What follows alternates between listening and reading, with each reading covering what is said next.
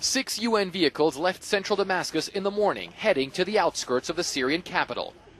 After several delays, the UN weapons inspectors are finally beginning their mission into the Damascus suburbs to try and get to the bottom of what happened there last Wednesday. It's a mission where countries like the US says it might already be too late to find conclusive evidence.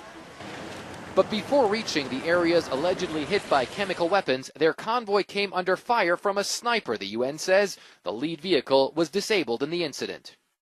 But despite such very dangerous circumstances, our team returned to Damascus and replaced their cars and proceeded to the suburb of Damascus to carry on their investigation. They visited 2 hospitals, they interviewed witnesses and survivors and doctors, and they also collected some samples.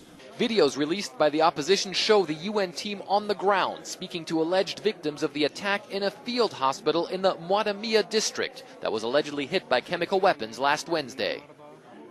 Rebels blame the Assad regime, saying more than 1,300 civilians died as a result of exposure to nerve gas. The regime has pointed the finger at rebels.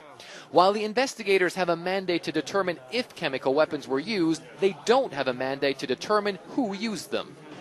The Syrian government, meanwhile, continued heavily shelling the outskirts of Damascus, plumes of smoke visible over the skyline of the capital.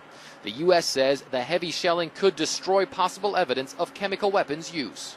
The regime continues to deny its forces employed chemical agents and threaten retaliation should America intervene.